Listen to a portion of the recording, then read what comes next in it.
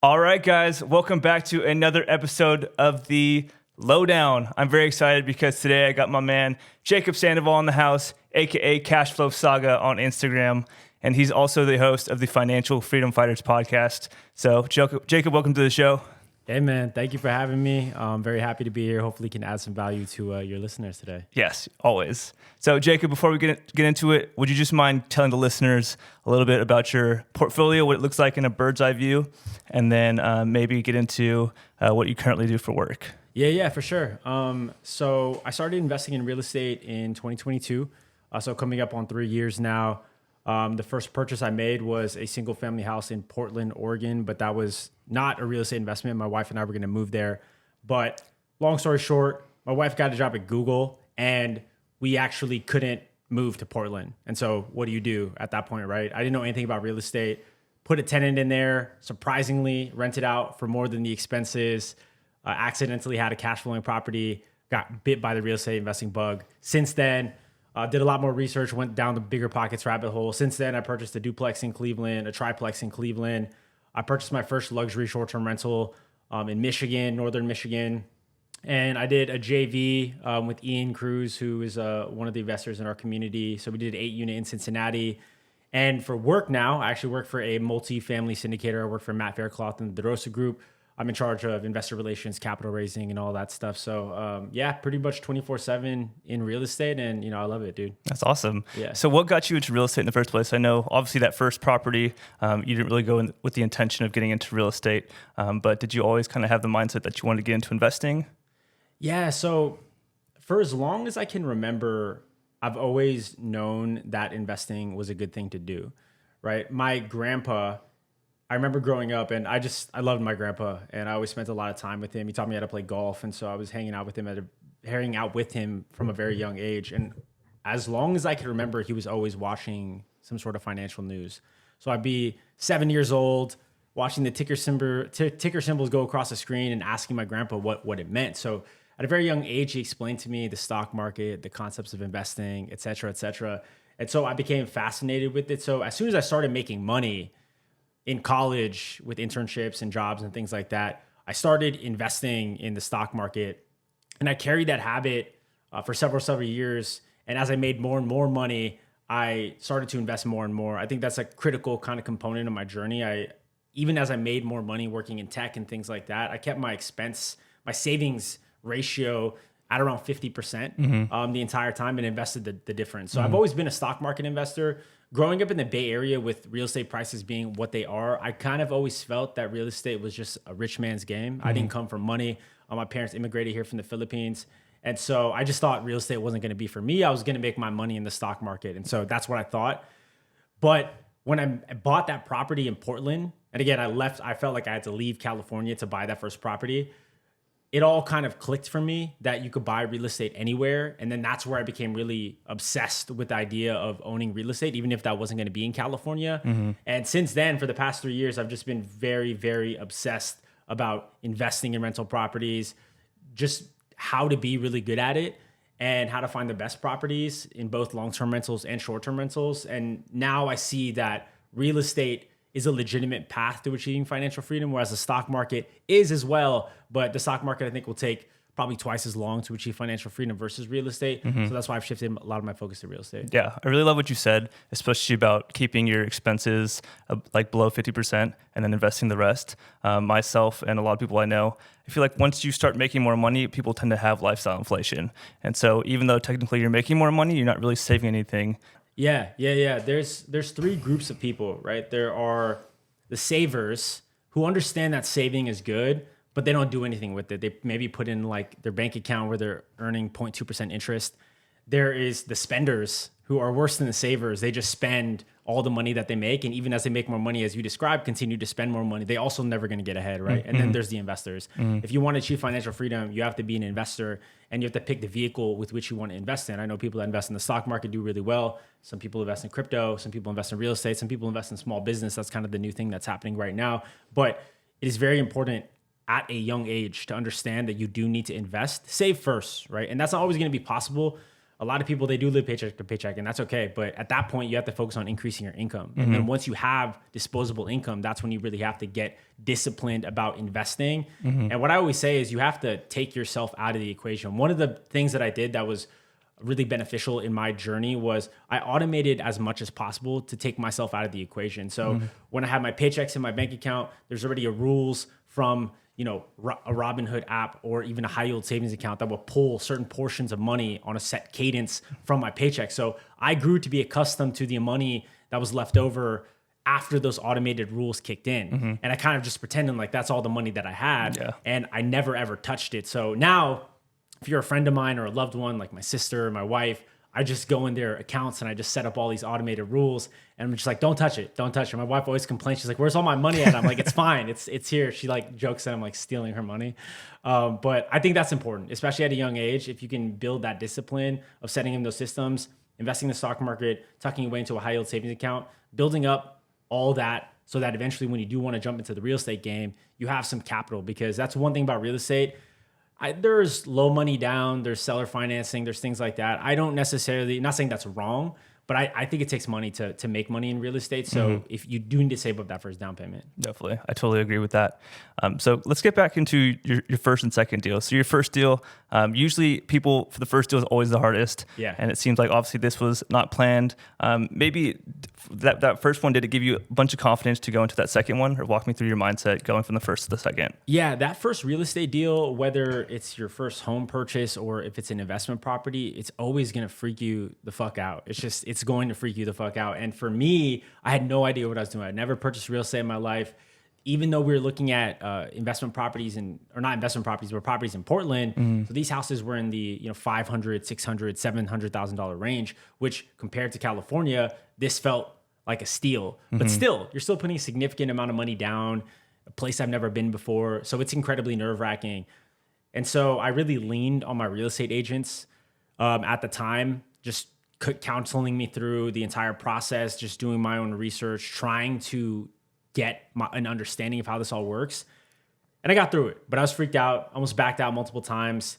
But going through that process once unlocked something in me where I just saw it all play out. And mostly I saw that it was going to be okay. When I wired all the money, I was on title. When I got that tenant in there and they were paying rent, and the first rent check came in, and I saw that, I can pay for the mortgage and I can pay for all the other expenses, and there's still a little bit of money left over. When I saw all of that play out, then it just gave me a lot more confidence. So I would say it was a complete accident that I bought that first house in terms of kicking off a real estate investment journey. But that first deal is so critical.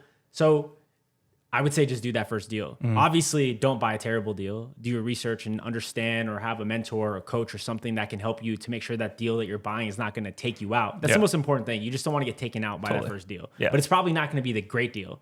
So, but just doing that first deal will lead to the second, will lead to the third, will lead to the fourth. And I think that's what's important. Yeah, definitely. Getting the first one is the hardest. You're never going to know everything for the first one. So just take some information, do a calculated risk, and get the first one, get the experience under your belt. And then from there, hopefully snowball. Yeah, 100%. I think a lot of people get stuck in that analysis paralysis phase, and then they just never take action, which, I think you have to time box that phase. I'm going to spend 90 days researching. I'm going to read these books. I'm going to buy these courses. I'm going to listen to these podcasts for 90 days and unapologetically spend those 90 days doing that legwork. But at the end of it, say, I'm going to take action. What I see people do is I'll talk to them. I'm like, I'm going to buy a rental property this year. I'm like, great, that's amazing. And so what are you doing right now? There's like, I'm taking these courses, listening to these podcasts. I see them a year later. Did you buy the rental property? No, they didn't. They're still doing the research. They find all these things wrong with the different markets and things like that. There's no perfect market. There's no perfect property. There's no such thing. You're going to make mistakes. You just have to get in the game. And if you're too afraid to make those mistakes, then, maybe investing is not for you, because investing carries a ton of risk. And even now to this day, there are things that go wrong with the properties that I own. And you just have to roll with it, right? Because if it was easy, everyone would do it. Totally. And that's just not the case, right? So you have to be okay with a certain level of discomfort and a certain level of risk as an investor, because, road to financial freedom is paved with risk. Yeah. So if you're not okay with the risk, you're probably not going to achieve financial freedom, and you're going to be working for 40 years. Totally. And one thing that you said on your podcast a couple of weeks ago when we were talking is, yes, there's always going to be risks, but for me, there's more risk. And to me personally, like I would way much rather take this risk right now because say waiting 30 years from now, sitting on my deathbed or whatever, to me, it is way more risky to like imagine a life of doing the same thing forever, working the same job, and just like, I guess, having a stagnant life, not growing. And so for me, the risk of, I guess, the things that you could do in real estate to me is like a lot less risky to me than waiting my whole life and not doing anything. Yeah, man. It's just that when I started to really think about that, and I would say I had a pretty traditional kind of path. I went to, college. I went to a decent college. I got a decent job at a Big Four accounting firm. I was doing all the standard things. I had a bunch of student loans that I had paid off, so I got a job at an accounting firm. I wasn't passionate about accounting or anything like that, but I was like, I need to get a stable job. I got the stable job, worked, eventually transitioned my way to tech. I was making decent money. I was making probably $250,000 a year in tech. And I was like, this is my life. I'm going to keep doing this. I thought I was going to be CEO. I thought I was going to climb the corporate ladder. That's what I wanted to do. But somewhere around 7 years of being in corporate America, you just become incredibly, I don't know if it was COVID. I don't know if it's just our generation as millennials where something was in the water, but I just became so disenchanted with the 9-to-5 rat race grind, this idea of endlessly climbing the corporate ladder. There was some political stuff that was happening at my job where I was passed up for promotion, even though I was working really hard. And then it just dawned on me, this is just not what I really want to do. Why do I want to be a CEO? Why do I want to climb the corporate ladder? Why do I want to do all this stuff? And it was because my parents immigrated here from the Philippines. I wanted to prove to them that their sacrifice was worth it and that I was going to make something of myself. And the only way that I thought to do that was, hey, I'm just going to, be an executive. I'm going to work my way up. But somewhere along the lines, I just realized it's not for me. This isn't my dream. This isn't what I want to do. And so you have to figure out a different way. And there is a different way.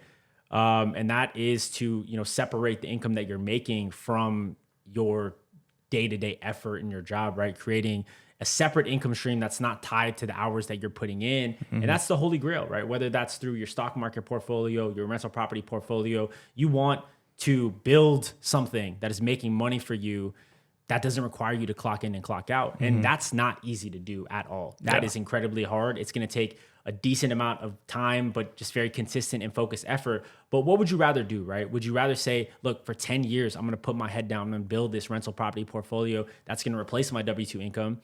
Or I'm just going to sit here, accept that it's too hard to do, and then work for another 40 years. For me, I'm going to take my chances at the 10 years. And if I don't make it, then the worst case scenario is I'm just going to keep working anyway, which was the scenario I was already on. So I urge everyone to think about what you want for your life and to just start making moves. It's not going to be easy, but it's definitely going to be worth it. Yeah. A really good thing I think to do also is kind of think about where you want to head and then reverse engineer it. So instead of just like, I guess, doing things without a plan, just work backwards and then just go from there. It's like, do you want to have 50 properties or whatever? What would that look like to get one to that point? Would that mean buying one every X amount of years, whatever? So I think that's something that you really do that's very important. Yeah, absolutely. I say this all the time. You have to have a vision for your life, and you have to vision for, if you're going down this real estate investment journey, what do you want? Do you want 50 properties? To me personally, I don't want 50 properties. I don't want anything that resembles 50 properties. I want the smallest amount of properties that are going to allow me to hit my cash flow goals. Because I think there's an obsession in the real estate space with the number of doors you have. But ultimately, that doesn't matter, right? It's all about the cash flow. How much cash flow do you have coming in? And am I hitting my cash flow goals that's going to help me achieve that financial freedom? So for me personally, if I can hit my cash flow goals with 10 properties or even fewer properties, then I'm good with that. So, but again, you have to come back to what type of investor do you want to be? What do you want your portfolio to look like?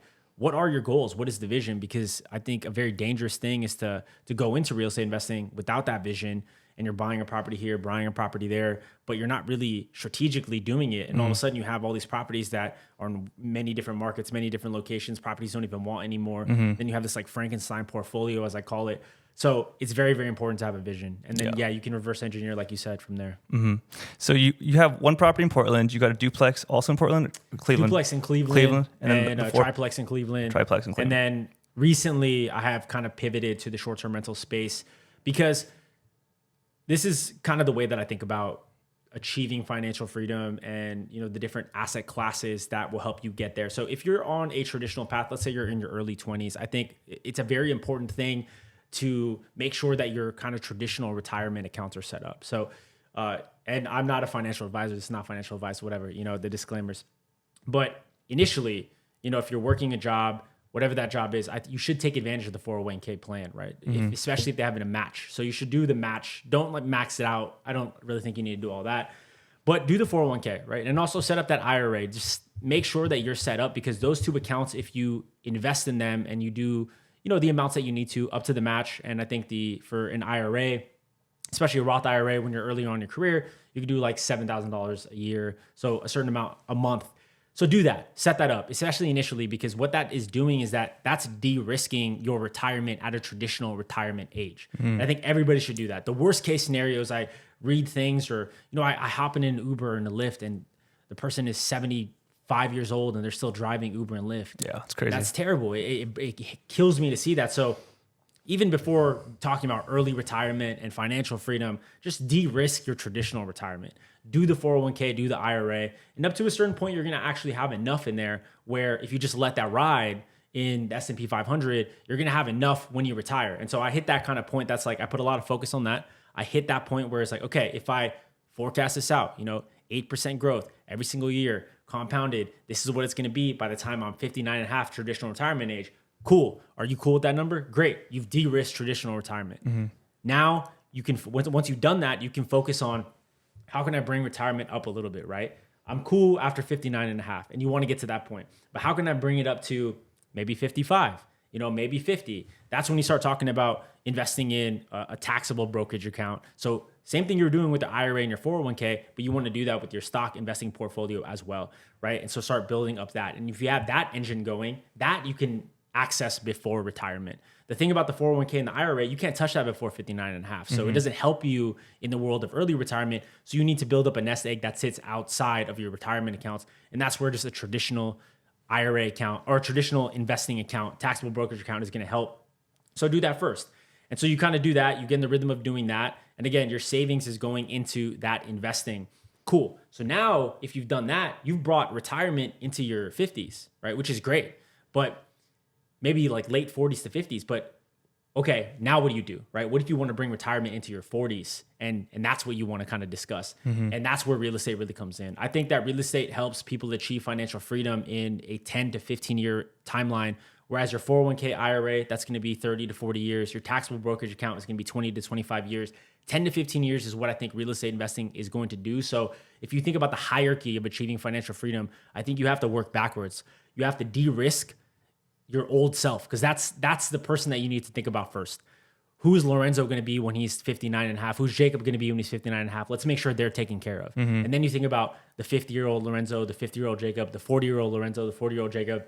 And then you kind of staircase it from there. So for me, that's how I've thought about it. And now I'm at this point where my taxable brokerage account, my retirement accounts, all those are set, right? I don't really necessarily need to contribute to those anymore for those to be okay if the market continues to do what the market continues to do. So that's why I'm throwing all of my focus into real estate and specifically short-term rentals, because long-term rentals are great, 10 to 15 years. You keep building up that long-term rental portfolio. It's going to do its thing, but it's a long-term game, 10 to 15 years. Short-term rentals are a little bit different. I think that financial freedom is achievable in that kind of 5-year time horizon with short-term rentals, higher risk, higher cash flow. I went on a tangent here, but that's kind of like how I think about everything that I'm doing. Yeah.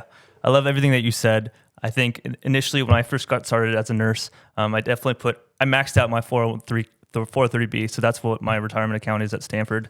And so for the first 6 or 7 years, all I did was max that out. And now, like you said, I've only done it so it's just a match, which I think is still great. I think it's like 4 or 5%, but that has definitely given me a little bit of safety if nothing happens well with real estate. And what most people don't know is that if you have an old brokerage account from another job, you can actually use that to invest in real estate through a self-directed IRA, which is essentially just using that money and then using that to invest in real estate. There's a bunch of rules that apply to it. Like you can't take it out. You still can't touch it before retirement age, but it's still another thing that you can do without taxes. So I love that you're doing everything, going from the long-term rentals to the short-term rentals. Can you talk about some, I guess, conflicts or bad things that have happened with the long-term rentals? Yeah, absolutely. So I can tell a couple of horror stories for sure, and maybe like pull out some kind of mistakes and things like that for the listeners here. So one particular story is you have to be very careful with any tenants that you inherit, right? So the long-term rental game is all about tenants. You have to find quality tenants that stay, that pay on time, et cetera, et cetera. Without the tenants and good tenants, it's a losing proposition, right? Long-term rentals.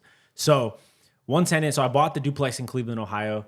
It was on the west side of Cleveland, Ohio. If you know anything about Cleveland, there's the east side and there's the west side. And typically you want to be on the west side for investing. East side is a little bit more dicey in terms of the areas you want to be in versus not be in. Not that there isn't on the west side, but generally speaking, most of the investing, most of the appreciation, a lot of the good stuff is happening on the west side. So I have a duplex on the west side. It was an owner-occupied duplex. So one of the units was occupied by the owner who was selling it to me. And then the other tenant was his friend that he had let live there for like 7 years, something like that. And it was under market rent. The market rents at the time were about $1,200 per unit, and his friend was paying $600, right? So I told him, hey, we're going to increase the rent a little bit. I think we increased it to $800, so just $200, still well below market, but I needed to increase it a little bit, right, just to help pay the mortgage. He said he wanted to stay, said it was okay. That's great. 2 months went by, everything was fine, but then that third month, my property manager texted me, says, hey, the tenant just left, and the place is trashed. And so he left in the middle of the month. Place was completely trashed. He left it in terrible shape, and I was left just kind of holding the bag there. What do I do? We have to renovate the unit. We have to make all the repairs. We have to put it back on the market. But all this time, I have a vacant unit that's not making any money. I still have to make those mortgage payments. So that was, go ahead. And you have to pay for all those. And you have to pay for all the renovations, right? So it probably took, I would say probably $6,000, the holding costs plus the renovations and things like that. Which is not a small amount of money if you don't have the reserves. I did have the reserves set aside. So I think that's one kind of quick tip right there is make sure for any rental property, you have a substantial amount of reserves. Not substantial, a couple $1,000s here and there just to make sure that if something like this does happen, you're not put out and you don't have to liquidate things like that. And so that was tough because the renovation, getting it back on the market, dealing with the fact that, you weren't collecting revenue for that. And that's a duplex. So that's 50% of the revenue from the building. So that was tough. But long story short, property manager was on top of it. We got the unit back on the market. Looks really good. And we got it rented for $1,200. So obviously increased the revenue on that unit. But that's just one example of some of the difficulties that you're going to find in rental properties. Another small example is one of our furnaces just completely went out. Another one, an AC unit went out at one of the rental properties. And so these are little things. You should think about your rental properties as living and breathing things that need to be taken care of. You obviously have a property manager that is doing all these things, but as the real estate investor, you should be used to these little headaches, these little hiccups. And I think what I believe is that over the long term, anybody that's been investing in real estate for a period of 10, 15 more years, nothing but great things to say about it. But in the short term, when you're kind of going year to year, it can feel like a grind. It can feel as if it's not worth it. And after 10 to 15 years, you'll look like a genius, but very few people make it 10 to 15 years. A lot of people mostly are just, they see that they run into a couple bumps and they just kind of give up after that. And I don't blame people necessarily, but you have to, when you step into the long-term rental game, you have to be okay with the fact that you might not see the payoff you expect inside of 5 years, And so I think that's what people have to kind of like internalize. Yeah. Real estate is definitely a long-term game. And I'm sorry you had to go through that. I think in the moment, these problems can seem like the end of the world, but as years go on, obviously you start taking on bigger projects, bigger investments, and then those little things that happened long ago seem like absolutely nothing. Yeah. I'll give another quick story because I feel like this is valuable as well. So the second property I bought, this is the same thing, the Cleveland duplex. You go through, when you buy a property, you get it under contract, you're going through a due diligence period, right? You get the inspectors in there, you make sure that there's a property you actually want to move forward with, and you have a set period of time for you to do this. And so we went through the home inspections. I'm still pretty green. I went through one transaction prior to this, but we closed on the property. Home inspection looks okay. Everything's fine. And it kind of dawned on me after we had closed, I had done a sewer scope for my Portland property because that's what the realtors in Portland recommended, but it was completely glossed over for the purchase of my Cleveland duplex. And so I was like, why did we not do a sewer scope? I got the sewer scope ordered after. And for the listeners here, a sewer scope is they basically take a camera, they run it through a sewer line, and they just want to make sure the sewer is still intact. This is important, especially with older properties, which this property in Cleveland was like a 1942 property, because prior to the 1980s, they were made with clay and cast iron, which degrade over time. So you want to run the camera through the sewer line, make sure the sewer is intact, because if it's not, you're kind of fucked, right? You're in a bunch of shit, literally. So ran it through, and the sewer line was cracked. Yeah. And so the sewer line was cracked. It's still cracked to this day. Luckily, it's cracked at a point that's very near the end of the sewer. So all of the shit is still making it to the main city sewer line, but it's going to need to be addressed at some point. Yeah. When is it going to need to be addressed? I mean, replacing a sewer line is a $7,000 to $10,000 repair. So it's something I have to budget for, and you're also disrupting the tenants and things like that. Yeah. So when am I going to deal with it? I don't know, but it's something that takes real estate in my mind. Totally. So these are just instances. You have to be prepared for things like this. I know that over the long term, these rental properties are going to be great. And if not, I'll sell them and roll them into rental properties that are great. That's another thing too, is I'm not married to any of my rental properties. I know that over time, I'm probably going to sell a few and roll them into, and each single transaction that I make, I get better and better as an investor. And so each property that I purchase after that has gotten better and better. And so if I have to sell the lower performers like the Portland house or like this first duplex, I'll do that. And that's okay, because I'll roll into the next property where I will make sure that I do the sewer scope and do things like that. So yeah, anyway. Yeah, definitely agree about the sewer scope. The same thing happened with my flip in El Cerrito. And this is another thing that, so when I bought the property, the inspection came back that the sewer was actually fine. And so don't necessarily trust all the inspections also. One inspection can be good, the next one can be bad. So usually these sewer scopes can cost a couple $100. And so even if you spend that $200 and then everything looks fine, to me, that's a much better deal than trying to trust it. And then for us, we had to change the whole thing pretty much from the house to halfway through the street. And that cost about like $10,000, which obviously can be a huge amount, especially if you're in a low cash flowing market. That could be literally like a year or two worth of profits. So eventually you get into the Airbnb game. What made you go from the long-term rentals to the Airbnb? Yeah, so my long-term rentals on good months, will cash flow $250, maybe a little bit more, which is great, honestly, because cash flow increases over time for the long-term rentals as the rents increase, your mortgage stays stable, and that's great. So, and I really believe that long-term rentals are probably the best starting point if you're getting to the rental property game, because you can buy a property in Cleveland, a single-family house for like $120,000. Down payment will be it won't take you out, right? So yeah. I think long-term rentals are a good place to start. But what I realized, that was a good plan when I thought I was going to stay in corporate America, when I thought I was going to stay, making $250,000 a year in tech. And I was just going to keep doing that, keep buying long-term rentals for 10 to 15 years. I became very quickly disenchanted with my job. That's the thing about becoming a real estate investor or just falling into the world of real estate. You're surrounded by people that quit their jobs and want to do all this stuff, and you become obsessed with real estate, and then you hate your job, and you're just like, I need to do this faster. So for me, short-term rentals, I had always kind of put off to the side. It's like, oh, I don't want to do the management. Oh, I'm scared of the regulations. Oh, I don't want to do all that stuff. But I knew people legitimately that on a single property were cash flowing thousands a month, right? And if you can get a property that cash flows $2,000, $3,000, $4,000 a month, that changes the financial freedom equation very, very significantly when you're compared to, $250 a month for a single long-term rental. So for me, it's like, why am I not trying this?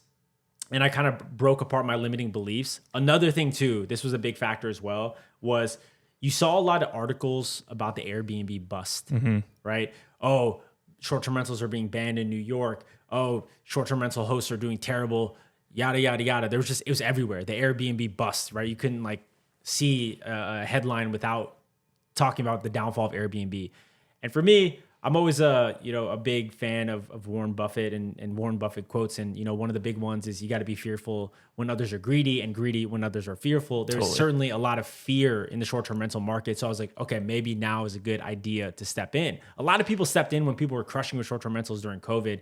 And that's when a lot of people got crushed, because now You have short-term rentals that are just like basic IKEA furniture. They are like 2 bedrooms or 3 bedrooms. People would rather stay in hotels. So my thought was I'm going to go into the short-term rental market because I do want a property that's going to cash flow thousands, but I'm going to go about it the right way. I'm going to pick the right market, pick the right property, surround myself with the right people. So I got a mentor.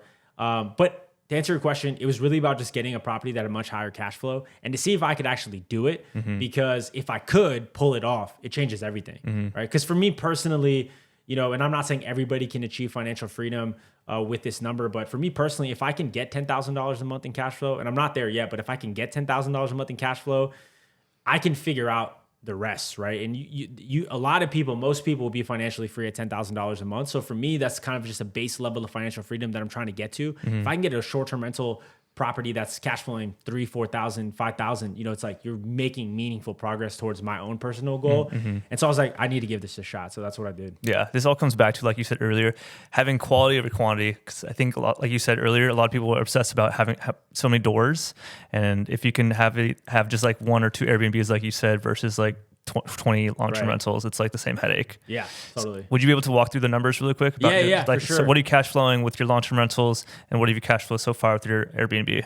Yeah, so I would say that for the long-term rentals, honestly, if you kind of combine all of them together, so it's like 6 doors, I'd probably say like on a good month, right? Because caveat the fact that there's going to be months where you just don't hit that. Maybe you have vacancy, maybe you have repairs, things like that. But on a good month, we'd probably get anywhere from $1,000 for those six doors, right? And then for this Airbnb, it's quite early, right? So we launched in August. So we've only had, August, September, October up to this point in terms of data. But we're getting pretty close to our projections, and very conservative estimates we'll be cash flowing anywhere from $5,000 to $6,000 a month. God damn, $5,000 to $6,000 a month on one property. Let's go. Yeah. No, it's been crazy. Honestly, I have to caveat that though with the fact that, one, the amount of investment that went into the short-term rental was quite large, and I'm happy to run through the numbers on that in particular. But the short-term rental space it's not as accessible as the long-term rental space, because my kind of view is to do well in the short-term rental space, you're looking at a minimum investment of about $100,000 minimum, right? Because you're talking about not just the down payment, you're talking about the furnishing, you're talking about design, so hiring a designer, you're talking about potentially doing some reno, as with the flips, like those things are not. So I would say that is why it's not where I would start, right? If you have $100,000 and you kind of want to short circuit it, I think that's perfectly fine. You could jump straight to short-term rentals. But if you have 30,000, 40,000, I would venture that you're better off going down the long-term rental route, because, if you only have so much to spend on furnishing, if you only have so much to spend on design, and you still have to put the down payment, what is the end property that you're going to get? And are you going to be competitive in that particular short-term rental market? Or is somebody just rather stay at a hotel than stay in your 2-bedroom house that has IKEA furniture in it, right? So that's the one thing I'll say about short-term rentals is this particular property, I'm happy to share. We put in myself, my wife, and then my one business partner.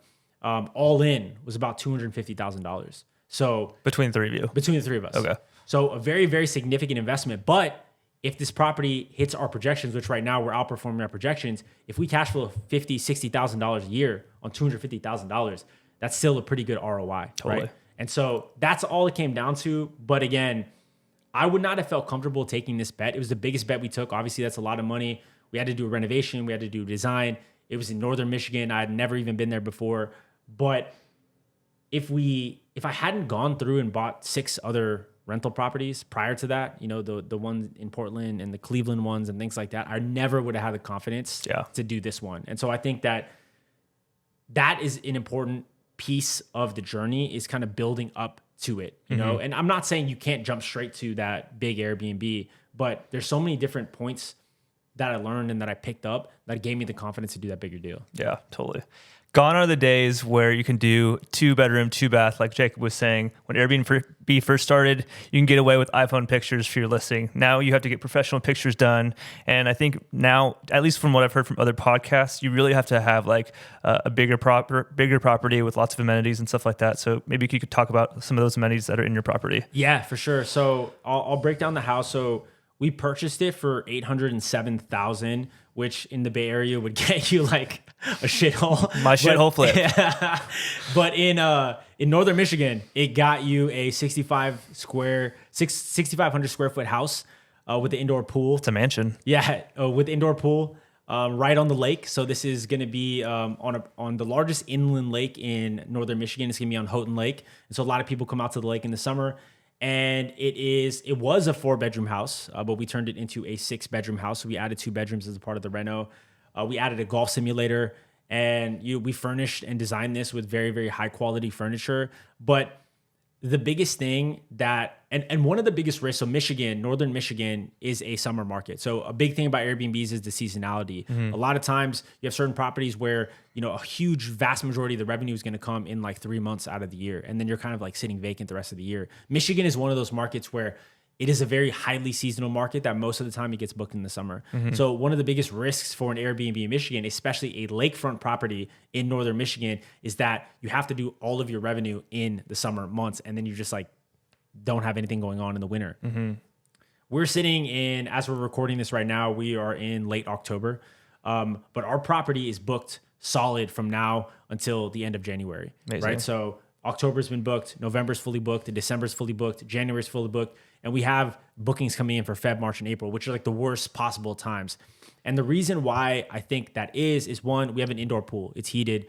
We have the hot tub, and we also have the golf simulator, and we're the only property in this particular market that can sleep 24 people. So you'll hear a lot of things in the Airbnb space about these super properties. And I kind of subscribe to the idea that your property has to be special. It has to be highly amenitized. And if you don't have that, if there's nothing special about the property, it's probably not going to do that well. Yeah. So when we talk about, sleeps 24 people, right on the lake, indoor pool, hot tub, golf simulator, game room, all those things I feel is what's separating our property from, doing well even in an unseasonal, even in the seasons where it's not supposed to do well. It's because of the amenities, right? At the end of the day, I'm not competing with hotels. I'm still way cheaper to book my property than if you're booking 12 different hotel rooms, right? So you have to think about that from a strategic standpoint. And not to say every property has to be massive, but there has to be a draw. There has to be a reason, whether it's the location, whether it's the way you're setting it up, whether it's the amenities. There has to be a draw for the Airbnb for it to be successful. And so that's where I always say, if you're just going to throw up a regular house on the market or on Airbnb, it's just not going to get booked. It's not going to do well. It might do okay, but I know a lot of people doing worse than just doing a long-term rental with their Airbnb because it's just not set up to do well. What made you choose Michigan?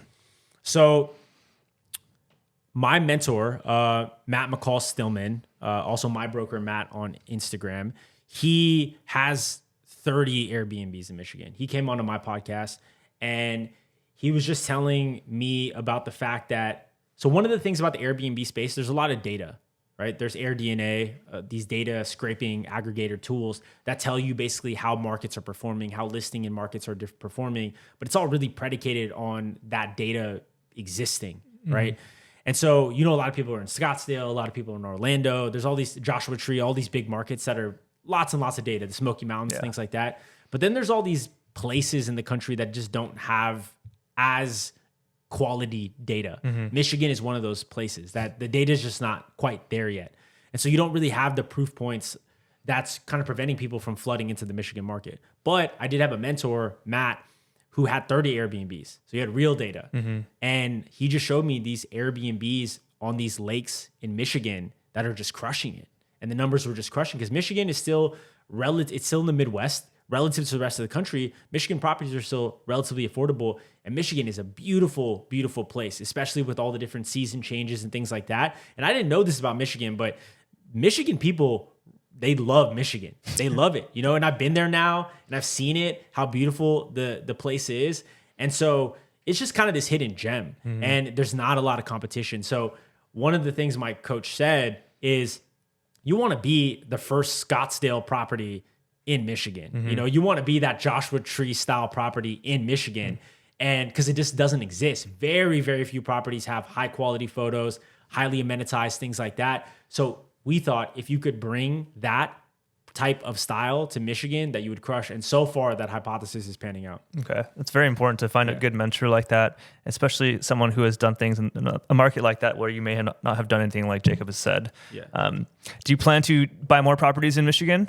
Definitely. Yeah. So I'm definitely open to it. I think so. To kind of come back to my goals right now, I have the goal of building an Airbnb portfolio that is doing $1 million a year gross. From that, I'm kind of being pretty conservative that you can probably net a 30% profit margin on that. So $1 million gross, $300,000 a year in net cash flow. So that's kind of the goal right now. And I think with this property, if my projections are accurate, I think this property is going to do $250,000 a year. Right? Nice. So I think that I only really need 4 of these properties, and that will help me hit my goal. Now, one thing I would like to do, I'm not sure if this is possible, but I would like each of those 4 properties, so I now have 1 in Michigan, I would like them to have counter seasonality.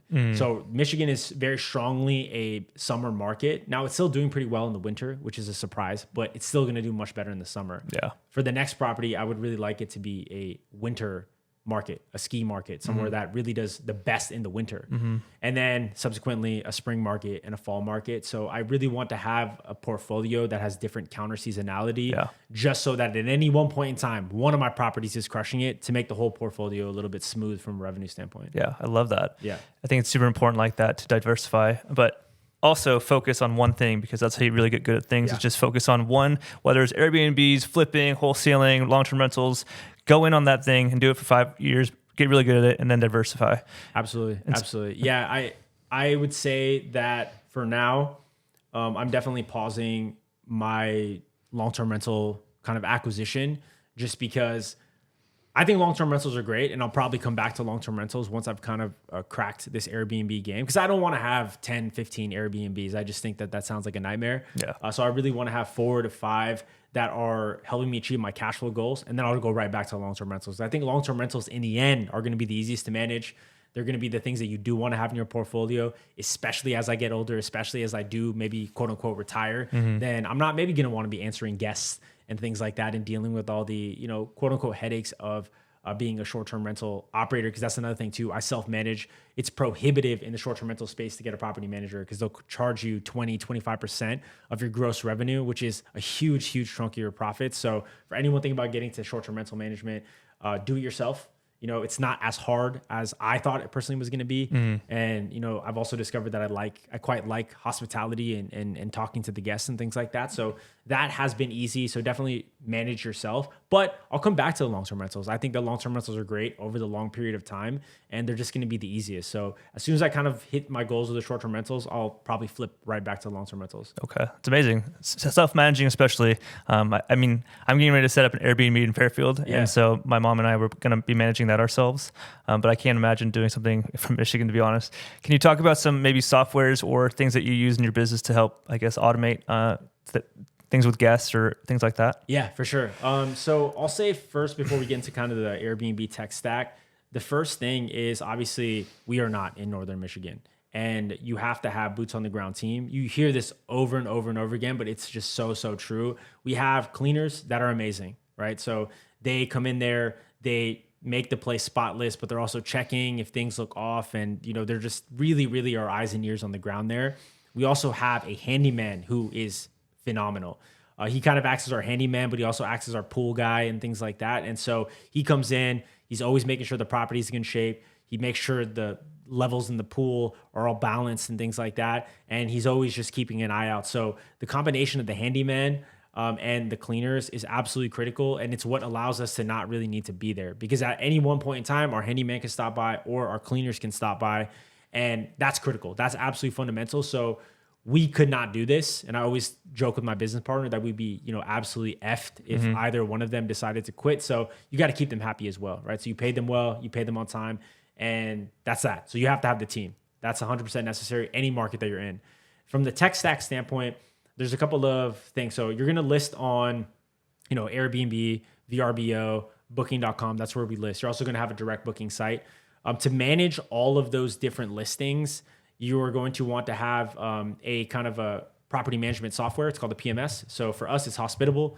Other people use Guesty and different things like that. But Hospitable is how you kind of manage your messaging and your calendars, and it's how you sync all your devices. It's kind of like your central hub for managing your short-term rental business. And so that's Hospitable. That's what we use.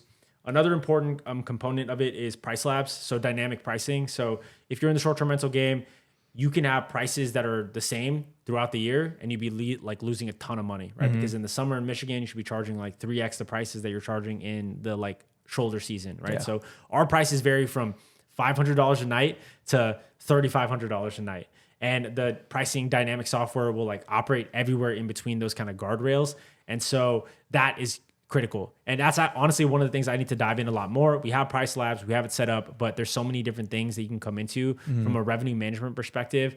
This is big in the hotel space, but managing your pricing and managing your revenue can make or break the performance of your hotel or short-term rental. Yep. And so that's one of the areas that it's not really a big deal in long-term rentals. You set the rental rates and there's a pretty tight band.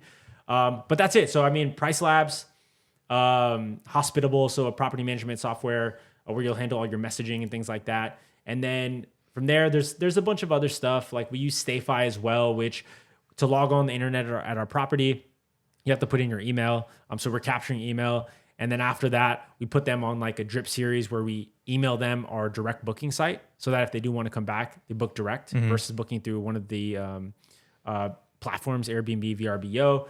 So that way we start to pull some of our revenue off those platforms because, at the end of the day, if you can control your destiny a little bit more and not be so reliant on Airbnb and VRBO, that just de-risks your business. But that's pretty much it at the end of the day. A lot of the messaging is automated, but a lot of it is just, you talking to people one-on-one. And the pricing is automated, but, you have to make changes to that. But that's pretty much it at the end of the day. Okay. Those two main things, yeah. Amazing. Well, Jacob literally told you everything you need to cash flow $5,000-$6,000 a month, especially in Michigan. So thank you for sharing all that. That's super, super valuable to all the listeners. Yeah. So you're killing the real estate space. I really want to get into like the podcast really quick also. Yeah. Because like you said on your podcast, we're one of the few people that we know that actually are doing it. And so maybe you could talk about the power of social media and I guess the podcast, things you've learned from it, and why you would encourage anyone to start one. Yeah, absolutely. So I think for me, when I started doing all the real estate investing stuff, and even when I started investing in stocks, I realized that there is just such a knowledge gap in I'll just even take my own community as an example, right? Like growing up, my parents came here from the Philippines, and my parents had, they tell me themselves, and they had bad financial habits. Even when my mom started to make a lot more money, we got a Mercedes or we got a Range Rover or we got a bigger house. And as long as I can remember, my parents were always just living paycheck to paycheck despite how much money they made. And that was the biggest cause of stress in my household growing up, was money. Yeah. And as much as I can remember that, as long as I can remember, that was always the cause of stress. So I just knew that I wanted to be different. I knew that I didn't want money to be a problem for me growing up. And so I made it a point to make sure I understood this game, the finance game, the investing game, because it wasn't a game that my parents understood or a game that they taught me. And so I learned through any way that I possibly could. My grandpa taught me at first, but then I took that and I ran with it. And then I started to have conversations with so many different people, even my wife and even, my friends and things like that. And it's just not something that people understood well unless they had that foundation of their parents, setting up their brokerage account, setting them up for retirement, buying their first house for them and things like that. I just hadn't seen a lot of people that came from where I came from that understood this stuff well, because it's not taught in high schools. Yeah. It's not taught in college, things like that. So as I got deeper and deeper into this space, as I bought my first rental property, as I kind of became more ingrained in the space, I felt, a personal mission to talk about this as much as I possibly could and to share this knowledge as much as I possibly could. Because if I had this information even 5 years ago, all the real estate stuff, I would have been buying real estate so much earlier and I would have probably crushed it by now, right? So my hope is that by starting things like the podcast, by posting on social media, by doing all this stuff, that you can reach people that need this information and that you can change the trajectory of someone's life because they listen to your podcast or because they watch your YouTube videos or because, you just unlocked something in them that they never would have gotten if you didn't, spread that message. And that's why when you came on my podcast, you're talking about the flip. Telling those stories are just so important because there is always going to be someone that resonates with you specifically, right? People watching this podcast, people that maybe watch your YouTube videos, you're going to be like the avatar for somebody that's going to be inspiring to them. I'm going to be the avatar for someone that's going to be inspiring to them. But it's our job to do that because there are real lives that could be impacted if they start saving more, if they start investing, if they start instead of paying attention to Netflix or other random shit that's happening on TikTok, they take their finances seriously. Look, money's a tool at the end of the day. I don't love money just to love money, but I understand that money unlocks a lot, right? And having the freedom, it's about the freedom at the end of the day. And so I want ultimate freedom. So anyway, I started the Financial Freedom Fighters podcast because of that with my host, Mike. And we really just want to kind of make this space more approachable, either by bringing on guests that are just everyday people that have great stories like yourself, or by talking about the stuff that's happening in our day-to-day investing business and really just documenting the journey. I really want to prove that it can be done. I haven't achieved financial freedom myself, but I'm actively working at it every single day. And so I'm documenting my journey, but I want to prove that it can be done so that over time I can look back and be like, look, this is where I started. This is where I got to. I documented the entire thing. And I just hope that it helps people. Yeah. I think it's crazy that financial freedom, financial literacy, all this stuff isn't talked about. I think it should be the number one taught thing in schools. I think it's just, I don't know if it's just the government's old way of just trying to keep everyone in the rat race or whatnot, but it's pretty crazy. And I love that what you said about like trying to help people. I think that's ultimately what it comes down to. And I think podcasts are great because it's a great way to help people at scale. So instead of having one conversation like we're having right now, you could potentially have 200 people help with just one episode. So that's amazing. What are some, I don't know if there's been any benefits from your podcast. Like has there been any kind of like people who said they want to invest, anything like that? Can you talk about that? Yeah. So, I mean, I've had a lot of different benefits, the fact that I post on social media and the fact that I have a podcast, like you said, it just allows me to reach so many more people. And so, people DM me, or people that I know in my life, people that were coworkers before, family members I hadn't talked to in a while, different things like that, will reach out to me and say, hey, I didn't know you were into this stuff. I didn't know you're doing this stuff. Like, can we hop on a call? Can we chat? I really want to get into this stuff. So it's given people permission almost to kind of talk to me about it because obviously I'm very passionate about it. So I've just had a lot more conversations with people I know from my past, people that are just random people that I never would have talked to before. So in that way, it has just like connected me with so many people. And at the end of the day, that's all that I want, is that I want people to have the knowledge to kind of confidently enter the space. Because I do think there are a lot of mistakes that you can make in the space. And I think the most dangerous thing is to jump into this space, to make some really big mistakes, to have you taken out, and to just swear off real estate investing or any type of investing forever because, you made those big mistakes. You just didn't have the right guidance and you didn't have the right, mentorship to do that. And so I want to just give people the knowledge that's going to allow them to enter the space confidently and so that they can have the foundation for success. And so that's it. Honestly, it's connecting me with more people. It's forced me to be a better investor as well. Because when you have to teach these concepts, when you have to explain these concepts, you have to understand it a lot more deeply than just like trying it out yourself. And so for me, it's also just helped me evolve as a human. Like I've had to connect with more people.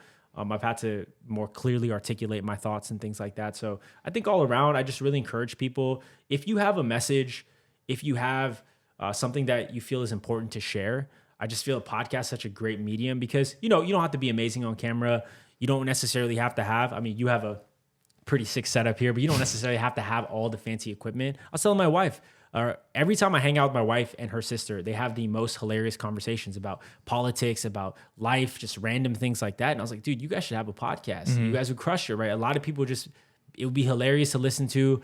It would be insightful. It would be hilarious. And you'll find those people that you really, really connect with. That's what I'm saying, is that we are increasingly living in a very divided world, but there still are people that are out there, right? Mm-hmm. You and I have fell into this real estate and business space, and we found a lot of our people through that space. But there's going to be a lot of different groups of people And those podcasts, if you kind of keep at it and your podcast reaches people, then you're going to find your people. And like, what a more beautiful thing, even if it isn't about business, even if it isn't about that, it's just like connecting with more people and finding your people. I think is just like such a beautiful thing. Yeah. I love connecting with other people, like you said.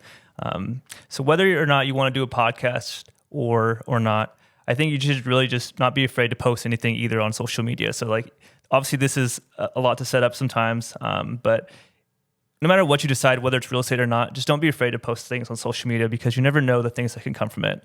And for the podcast also, you're going to fucking suck at it. My first episode was absolute trash. I still think some episodes are myself, I'm not the best at articulating my thoughts and stuff like that, but it's just something that I know I'm dedicated to, and I know that it's going to get better each time. And I think that's something that you just got to like focus on, is just focusing on the suck and then just getting better from there. Yeah, man. I mean, anything social media related, it's definitely super weird and it's super awkward, but you kind of have to just get through that. I watched my first podcast episode and yeah, it makes me cringe. I had a webcam that was on there and it was shaking every time the table shook, and it was really annoying, and I was really far away from the mic and things like that. But you just get through it, right? You just put in the reps, you put in the time, and all of a sudden, 3-6 months later, you don't even recognize yourself because your content looks so much different. Mm-hmm. My wife also posts on social media. Her niche is a little bit different. She focuses on job search and interview prep and things like that. And I really, really encouraged her to start posting on social media because in her daily life, she would help people with this stuff. I was like, you can help more people if you just post on social media. And she made that first post. She was like very, very nervous, and I had to like kind of help her through it. Now she's like 8,000 followers on Instagram. She freaking crushes it. And so all that to say, everyone, I'll say this, I believe this very, very truly to my core, is that everyone is put on this earth to do something, right? Whatever that is, right? I think everyone is uniquely positioned to be the best at something, whatever that is, right? Whether that's real estate investing, whether that is, to be a fencer, whether that is to do something. I feel like everybody is put on this planet to do something and to be elite and to be the best at something. And you owe it to yourself to find out what that is. And when you do find what that is, to share it with as many people as possible, right? Because you don't know who else is going to, connect with that. And so that's why I think at the end of the day, there's a lot of stupid stuff on social media, but if you can share your gift, if you can share your story, if you can share your knowledge, and it can reach as many people as possible, at the end of the day, I think it's going to be a net positive for sure. Yeah. Jacob dropping bombs. Let's go. So as we're nearing the end of the podcast now, I'd just like to ask a couple questions. So who's someone that you really look up to? Maybe it could be a family member. It could be someone on social media who's like your biggest, I guess, influencer, or just someone that you really look up to. Yeah, for sure. This is a good one. It can be a couple people if you can't figure out just one. Yeah, for sure. I'll go in kind of the real estate influencer space. I would say my two biggest real estate influencers that I look up to are definitely Rich Summers. I think that he has a really dope podcast, but also I just think everything that he does, from his social media content to the way he focuses on boutique hotels, I just really like his style. I really like what he's doing. I think he's different than a lot of these real estate influencers, and I just really connect with him personally. So yeah, he's a big one for me. Thatch Nguyen out of Seattle. Love Thatch. Yeah, Thatch is great. He's also, an Asian person in the space, which I think is huge. And so for me, those are the two biggest ones. I like all of them, to be honest, but they're probably the ones I connect with the most in like the real estate influencing space for sure. Yeah, I love both of them. And I think the thing that comes to mind about both of them is they're very, very authentic. And so they're always, like, especially Rich, he's always wearing all black. He's fully tatted. He's always repping the built hat. And so he's always kind of like in character about how he is. And then Thatch, same thing with him. He's always got the mindset shirt. So no matter what you do, just always stay authentic. I think that's the biggest thing. And that's how people really connect with you and grow with you. So I guess next question is, like, besides the Financial Freedom Fighters podcast and the Lowdown, what's your favorite podcast to listen to? Yeah, so I already said the Rich Summers Report. So that one is good. Another one I actually like too, which is kind of a little bit out of left field, is I like the Money with Katie podcast. Mm-hmm. So that's not specifically about real estate, but I really like the way that she takes these money concepts and she kind of breaks them down. And I think she's doing a lot of good work to basically educate people on how to have good personal financial habits. So I think that's a great podcast as well. Another one, I'm getting much more into the YouTube world. So I listen to the Think Media podcast. So that's a great one as well. I'm listening to a whole bunch of short-term rental ones. So the Short-Term Rental Pros podcast with Jeremy Warden, I think is one of my favorite ones right now. I could go on and on. I'm honestly mostly just listening to podcasts 24/7, but those are some of the top ones for sure. Okay. And what about a book? Besides Rich Dad Poor Dad, because everyone says Rich Dad Poor Dad, do you have a favorite book? I would say from a real estate investing standpoint, I would say The Millionaire Real Estate Investor by Gary Keller. That one is probably my favorite one. And the concept of that book is to basically show you how you can have a rental property portfolio that is passively cash flowing $1 million a year. And that is the ultimate goal, I think, at the end. I think obviously I have the goal of having $1 million gross Airbnb portfolio, but to have $1 million of net cash flow from a rental property portfolio, it just shows how that's possible. And it's not as, crazy as you might think. But even just the way the book is laid out, it's a very tactical book, but at the same time, very inspirational. So the $1 million real estate investor is probably my top real estate book for sure. Okay, I love it. Yeah. Well, if the listeners want to get a hold of you, Jacob, what's the best way for them to do so? Yeah, definitely. Instagram is probably going to be the best way, at Cashflow Saga. You can also go to my website, cashflowsaga.com, a bunch of free tools and resources and everything like that. Or, check me out on the Financial Freedom Fighters podcast. We try to post an episode every couple of weeks, trying to stay on top of it. It's tough work, as you know, keeping on top of the podcast. But yeah, hit me up on Instagram. I love talking to everybody. We can even hop on a quick call and chat about where you're at in your real estate investing journey. Do whatever I can to help. Awesome. Well, everyone, thank you guys for tuning in. Hope you guys gained a lot of knowledge from Jacob. This was a really awesome episode. So I'm Lorenzo.mercado. This is Jacob Sandoval, and this is The Lowdown. Thanks for tuning in, guys.